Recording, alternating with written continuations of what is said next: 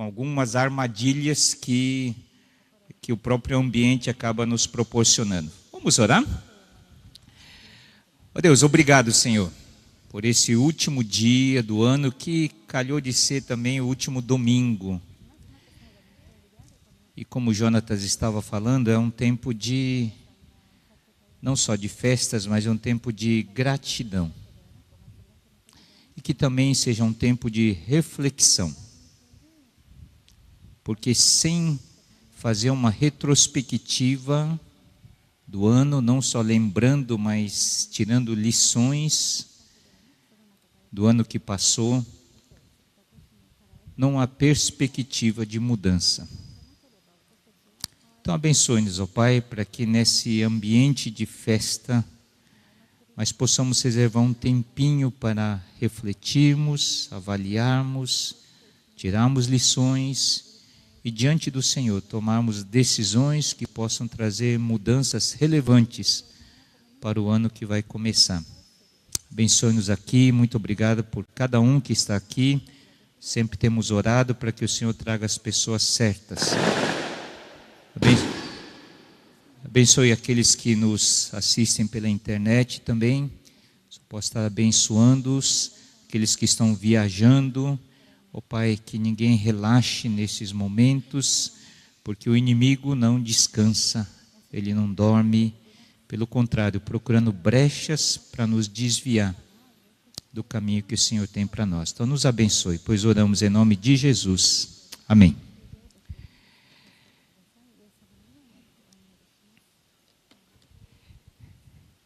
Sempre mudança de ano, início de um novo ano, então traz consigo perspectivas, expectativas e traz consigo também a possibilidade de novas escolhas, novas decisões.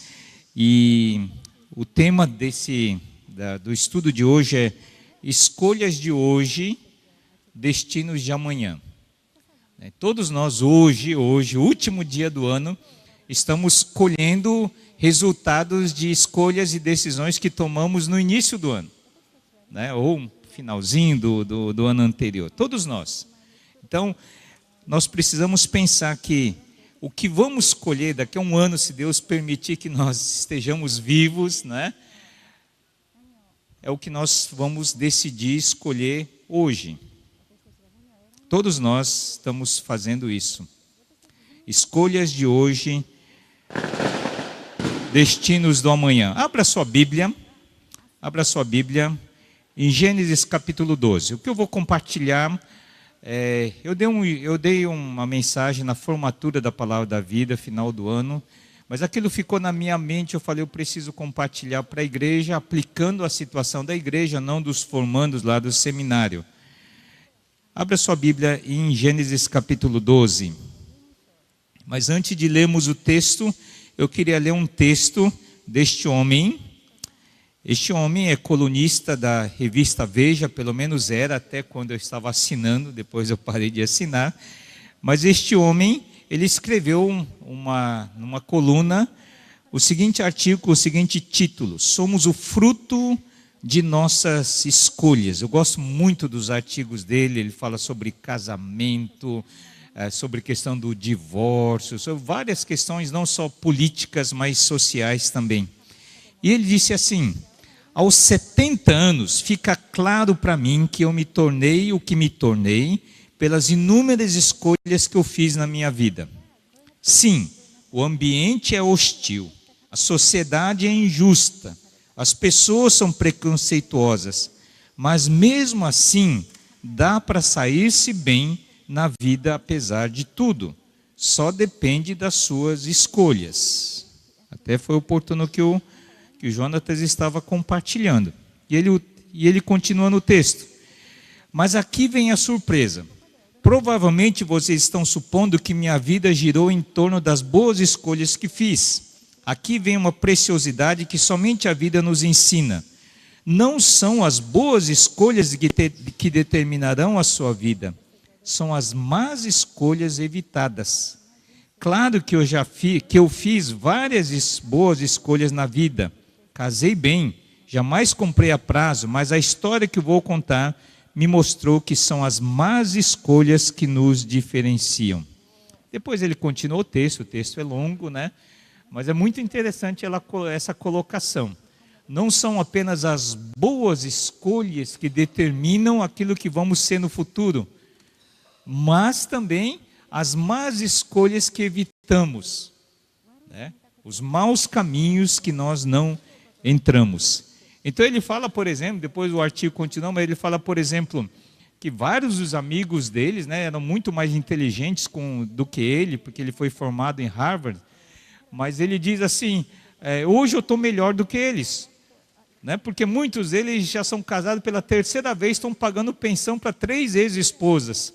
Eu não, estou casado com a mesma mulher, então eu já estou economizando muito dinheiro com isso. E assim ele vai e conta várias histórias interessantes ali da própria vida dele.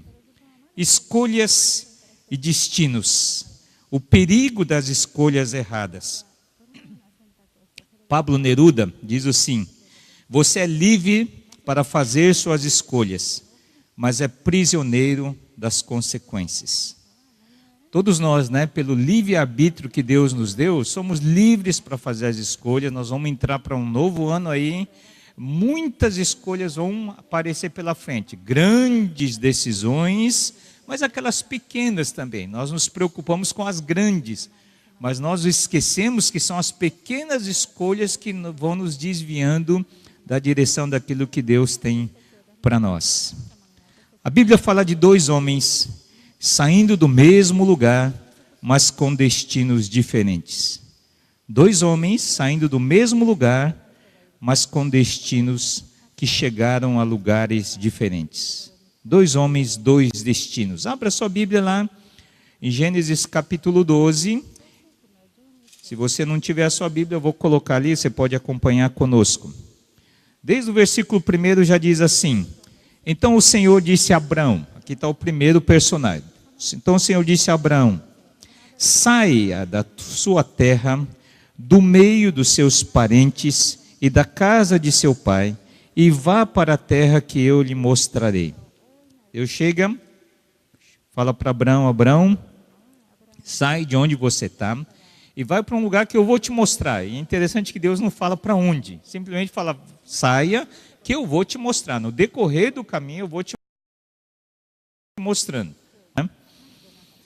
Então Abrão sai de Ur dos Caldeus, e se você olhar lá no mapa, ele devia sair de Ur dos Caldeus, e a direção que nós conhecemos pela história é que ele deveria ir até a terra prometida. Eu não sei se você consegue ver ali. Aqui está Ur dos Caldeus, ok? Aqui, ele deveria sair daqui e percorrer tudo isso. Tá? Então era um trajeto muito grande, mas Deus não falou para ele, olha, para onde ele chegaria. Versículo 2 diz: farei de você um grande povo e o abençoarei, tornarei famoso o seu nome e você será uma bênção. Abraão não sabia mais nada, só sabia que Deus tinha falado: Abraão, você sai daqui e vai para um lugar que eu vou te mostrar. A única garantia que ele tinha era a palavra de Deus, nada mais, nada por escrito, nada de garantia palpável, simplesmente o chamado de Deus. E versículo 4, capítulo 12: partiu Abrão como lhe ordenara o Senhor. Simplesmente com base nisso ele saiu e foi. Hebreus capítulo 11, versículo 8 diz assim: pela fé Abraão, quando chamado, obedeceu e dirigiu-se a um lugar que mais tarde receberia como herança, embora não soubesse para onde estava indo. Pela fé peregrinou na terra prometida como se estivesse em terra estranha. Viveu em tendas, bem como Isaque e Jacó, co-herdeiros da mesma promessa. Pois ele esperava a cidade que tem alicerces, cujo arquiteto e edificador é Deus. Deus chama Abraão e Abraão simplesmente obedece, sem garantia, sem saber para onde ia, mas porque Deus havia prometido, e Hebreus diz que ele estava esperando lá na frente. E a semelhança de Abraão, a vida cristã também começa com um chamado.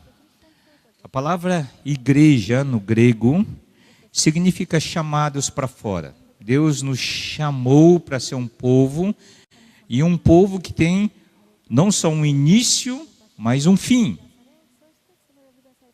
Tem um alvo em tudo isso. Chamado esse que começou ali na salvação, e diz lá em Filipenses capítulo 3, versículo 20, pois a nossa pátria está nos céus, de onde também aguardamos o Salvador do Senhor Jesus Cristo. A semelhança de Abraão, a nossa vida cristã começou com um chamado de Deus,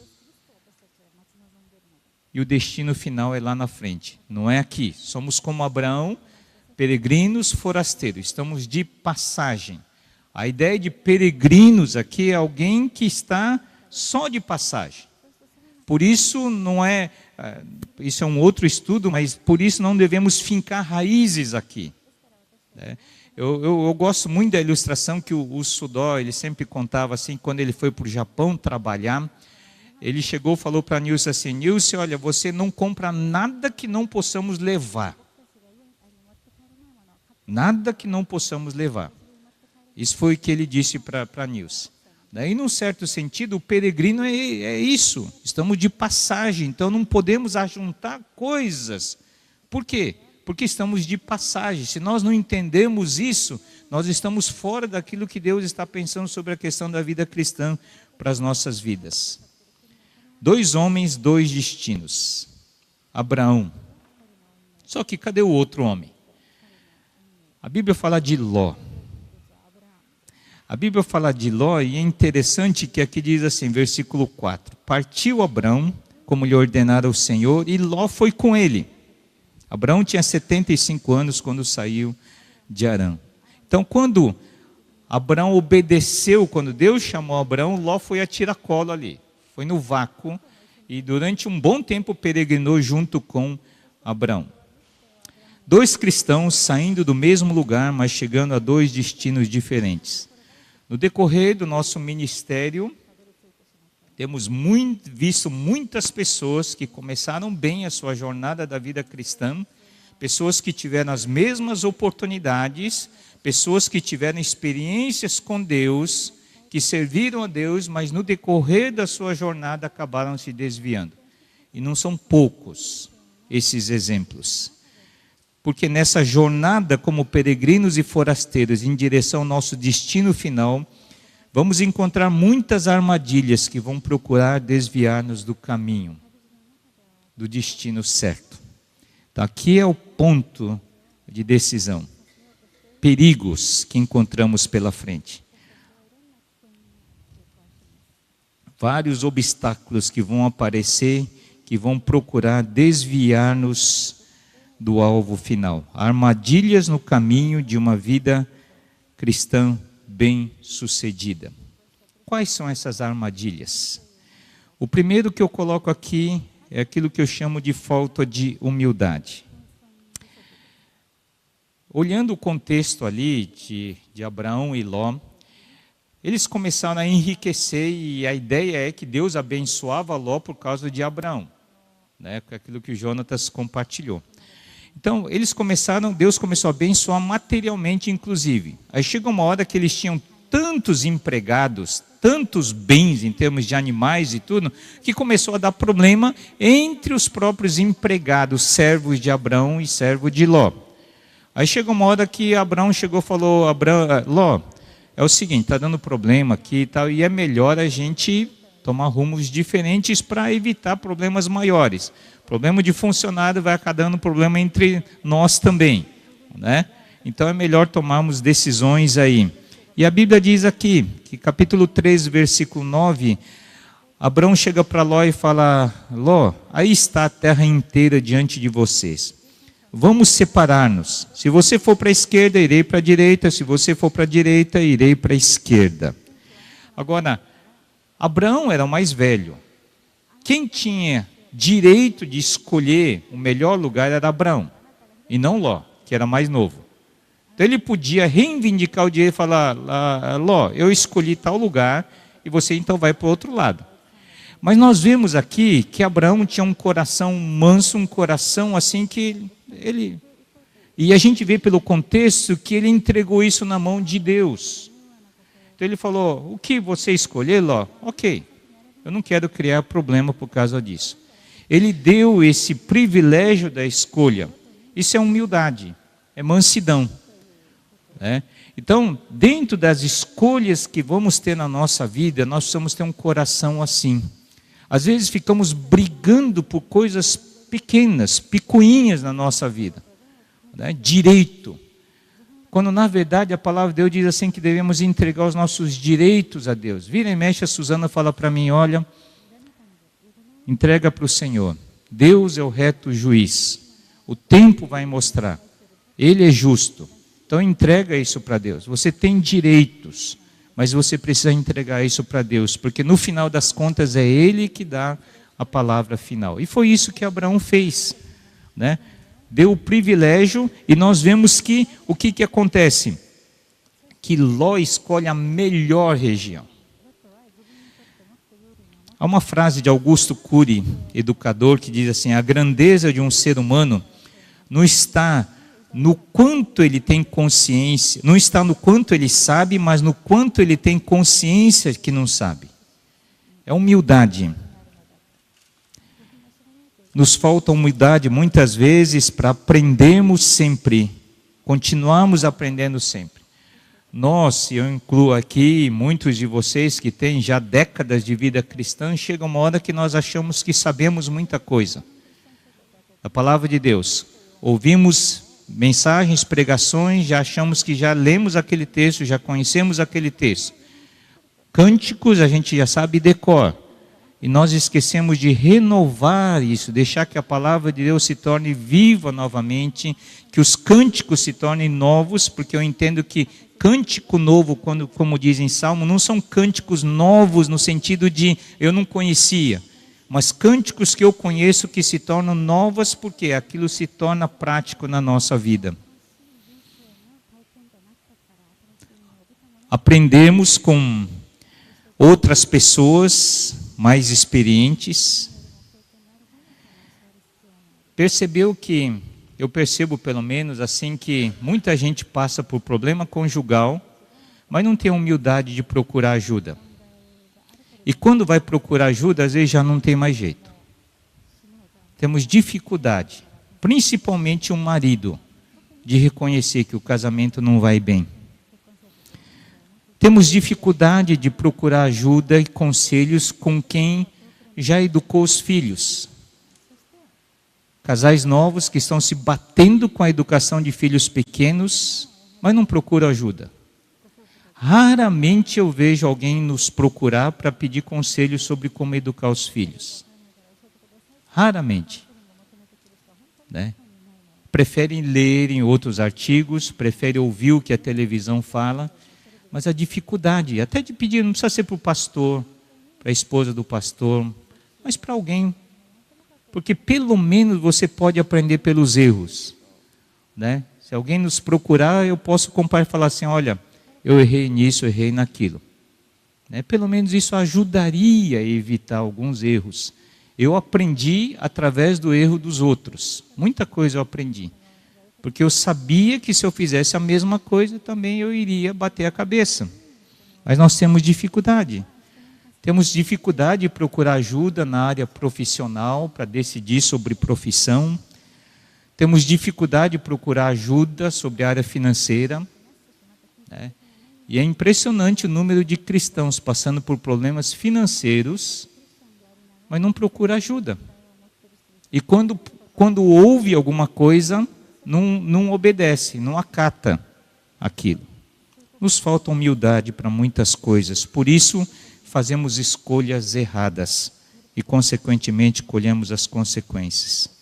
Não há atalhos para a maturidade. Mas a humildade nos ajuda a evitarmos muitas armadilhas ao longo do caminho. Até aprendendo com o erro dos outros. Quantos erros poderíamos ter evitado se pelo menos tivéssemos ouvido um pouco mais os outros? Quantos erros, não é? Esses dias eu tenho pensado muito e tentado aprender através de notícias que eu tenho ouvido.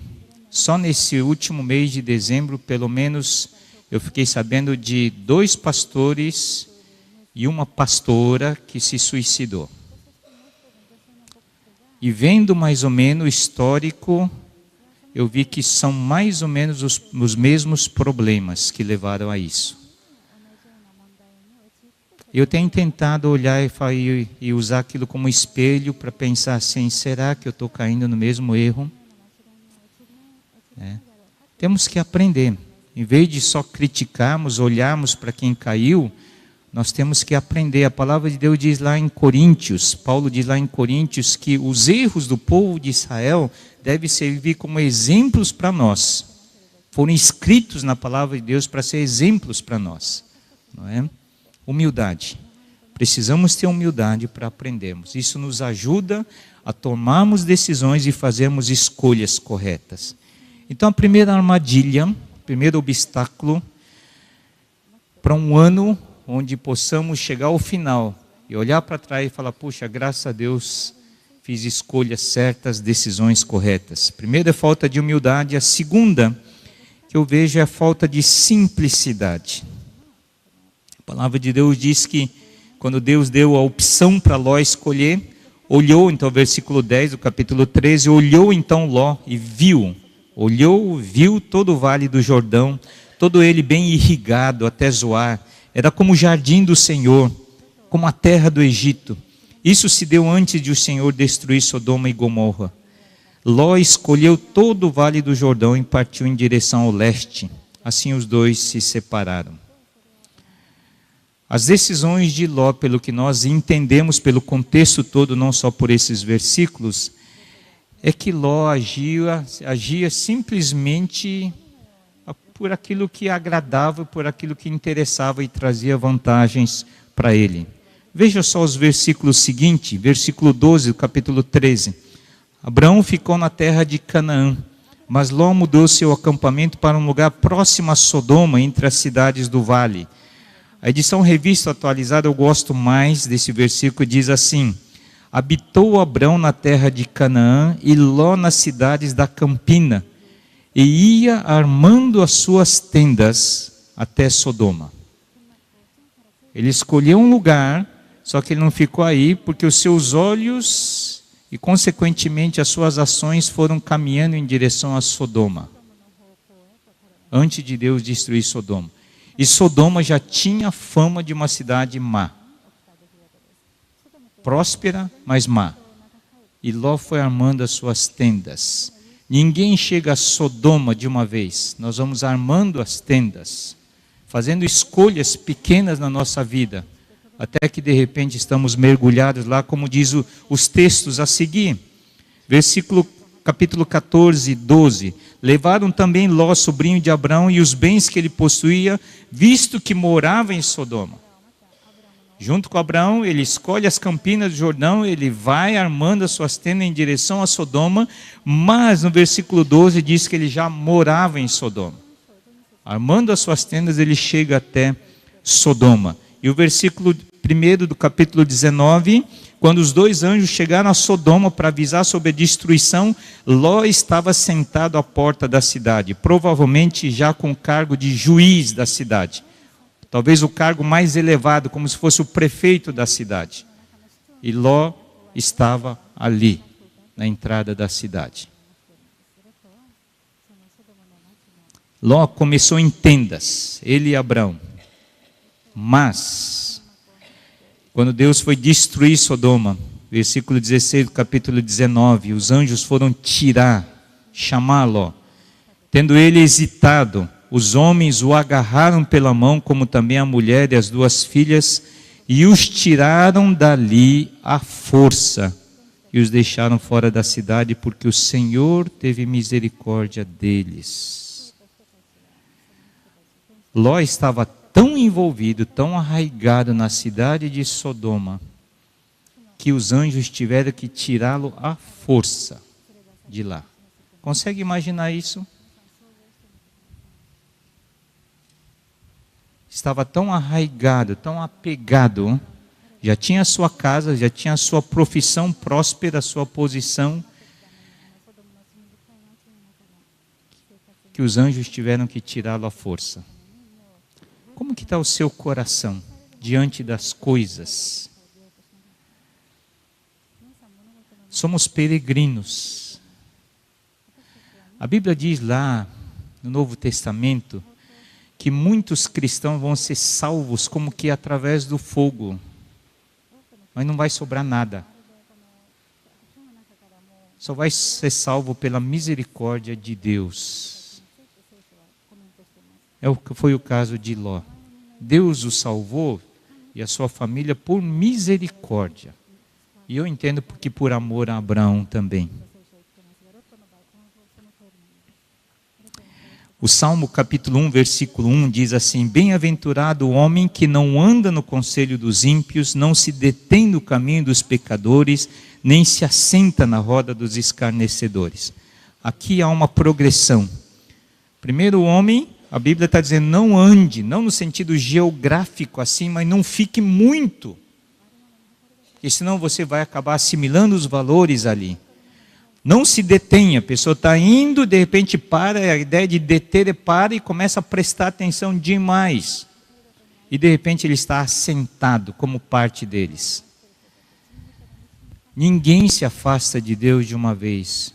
Isso, a história mostra, né, que nós nos assustamos quando ouvimos notícia, fulano se afastou. Mas não é, é devagar, né? Abrindo mão e fazendo pequenas escolhas erradas que vão nos afastando, armando as tendas em direção a Sodoma. Pequenas escolhas, pequenas decisões.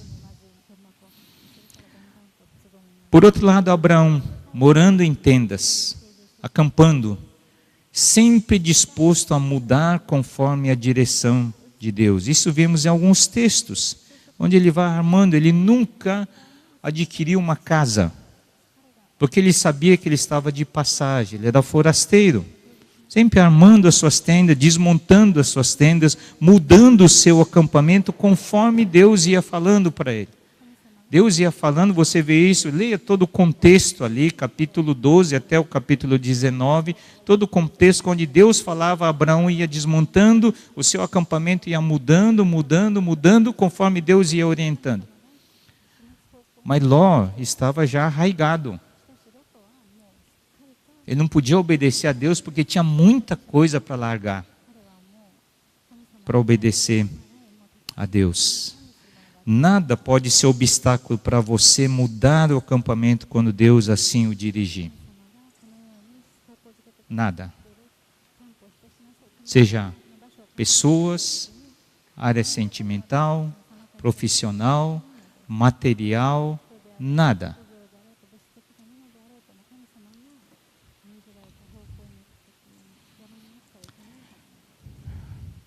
Falta de humildade, falta de simplicidade.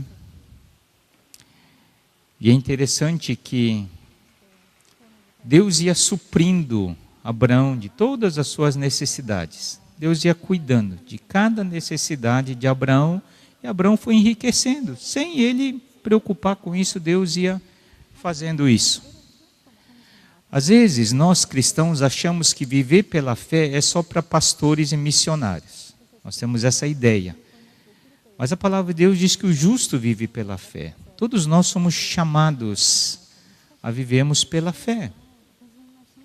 E assim como pastores e missionários, nós somos provados nessa área material, todos nós também temos que dar passos de fé, né? Se quisermos seguir ao Senhor em direção àquilo que é eterno, dos valores eternos, nós temos que abrir mão. Mas Deus cuida de nós. Essa semana passada, acho que foi passada agora, a Suzana veio para mim e falou assim, olha o que eu ganhei. Eu não vou falar o que é, né? Mas ela falou o que eu ganhei. E o que ela tinha ganho era exatamente o que ela tinha dado, questão de dias atrás. O mesmo produto, a mesma marca, o mesmo tamanho, Mesma coisa. Mesma coisa. E com ofertas, Deus tem feito a mesma coisa. Nós recebemos oferta, damos para pessoas, outras pessoas necessitadas, mas Deus repõe, de alguma forma, e muitas vezes muito mais do que a gente tinha dado. Deus cuida de nós.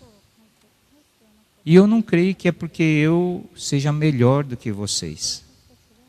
Né? Porque é a fidelidade de Deus. Né? A gente estava relembrando algumas coisas da fidelidade de Deus, desde lá do início. Desde que nós nos propusemos a viver de uma forma simples. Simples. Não miséria, é diferente. Quando eu falo simples, é que as coisas materiais não ocupam o primeiro lugar para as decisões que a gente tem que tomar. E Deus, no decorrer dos anos, tem dado muito mais do que a gente precisa. Muito, muito mais, a ponto de, com o salário de pastor, a gente poder ajudar outras pessoas. Deus é fiel, não é? Então, para fazer as escolhas certas, precisamos ter humildade para aprender com os outros, reconhecer o quanto precisamos. Eu lembro que a gente estava compartilhando, e eu disse assim que uma das coisas que me ajudou a fazer as escolhas certas é o medo que eu tinha de errar, de tomar decisões que não eram as de Deus. Desde a adolescente eu tinha medo. Então não sei se é o sentimento certo, mas aquilo me ajudou. Falei, eu não quero tomar decisões erradas que no futuro eu venha me arrepender, porque eu já tinha amigos que já tinham tomado decisões erradas. E como isso foi importante. Porque Deus sabe, eu fala, Senhor, não porque eu mereço, mas por amor ao teu nome, não me deixe errar. Não me deixe errar. E Deus é bom nesse sentido. Deus dirige por amor ao nome dele, como diz lá no Salmo capítulo 23. E em terceiro lugar, a falta de fidelidade. O que significa fidelidade? Quando, por exemplo, dentro do casamento, há infidelidade, o que significa isso? O que é fidelidade?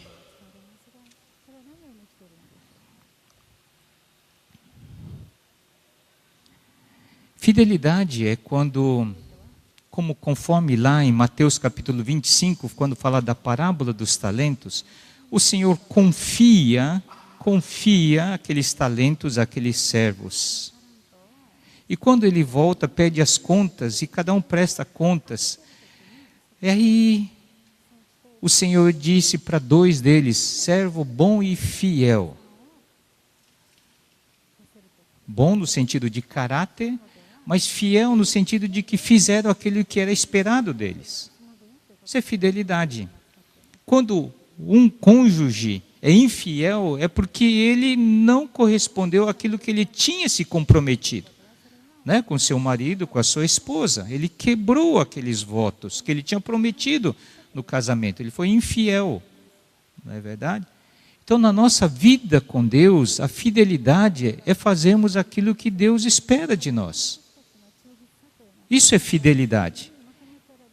Agora eu pergunto, o que Deus espera de nós? O que é sucesso na perspectiva de Deus? Sucesso para Deus é fidelidade. Quando Jesus morreu, ressuscitou, e antes de ele voltar para os céus, o que ele deixou para nós como igreja? Foi a única coisa que ele pediu. A única. Ele não falou para construir igreja, para fazer programação, para fazer atividades, não falou nada disso. Qual foi a única coisa que ele deixou para nós? Que fôssemos testemunhas durante esse tempo que estivéssemos aqui. Que nós fôssemos pequenos cristãos. Que nós pudéssemos continuar a obra que ele tinha começado. Foi a única coisa que ele pediu. Fidelidade é fazermos isso. É o que ele espera. É como aquele servo de Mateus 25. E é isso que vamos ter que prestar contas. Com os dons e talentos que Deus nos deu, com os bens que Ele nos deu o privilégio de termos, com a família que Deus deu o privilégio de termos. Mas o que fizemos com tudo isso? É isso que vamos ter que prestar conta. Não é quanto eu ganhei, não são as profissões, os títulos, os bens que eu tenho, não é nada disso. Mas é o quanto eu realmente correspondi e obedeci e cumpri aquilo que Deus espera de mim. Isso é fidelidade. É isso que me mantém no foco. É isso que me mantém no foco. Deve me manter no foco. Eu já compartilhei, mas eu quero compartilhar novamente. Em Números capítulo 20, fala sobre uma história interessante de Moisés. Moisés teve um problema sério com o povo de Israel, que lá no deserto eles começaram a reclamar de várias coisas, e nessa situação de Números 20 foi sobre falta de água. Agora imagine praticamente 1 milhão de pessoas murmurando contra Moisés, reclamando. E a murmuração não é coisinha assim, não. Eles estavam realmente se movimentando ali, quase ia virar um motim ali, reclamando de Moisés. E isso porque Deus já havia demonstrado o seu amor e compaixão para aquele povo já por muitas vezes. E Moisés foi ouvindo, aquilo chegou uma hora que aquilo encheu. E Deus tinha falado para Moisés, chega para aquela pedra ali, capítulo 20, versículo 8 de Números, e fala aquela pedra, e aquela pedra vai jorrar água. Mas Moisés estava tão irado contra aquele povo, estava danado com aquele povo, ele perdeu a paciência e bateu naquela rocha por 2 vezes. E aquela pedra começou a jorrar água e virou uma festa para 1 milhão de pessoas ali tomando água. Então não era um filetinho de água, era água jorrando da pedra no meio do deserto. Sucesso tremendo ali, Todo mundo aí agora, Moisés, torcida de futebol. Time perdendo, xingando, aí o time vira o jogo, Moisés é o cara, Mas Deus fala para Moisés, você foi um sucesso para esse povo, mas para mim você fracassou, porque você não obedeceu. O sucesso na perspectiva dos homens não necessariamente é sucesso na perspectiva de Deus. Talvez você seja o cara na sociedade, mas chegando diante de Deus eu não sei. Consegue entender um pouco quando Jesus diz assim, muitos que são primeiros serão os últimos no reino dos céus? Consegue entender isso? Porque Deus vê o coração, não vê só a ação, não é só aquilo que eu faço. Por isso a palavra de Deus diz em Provérbios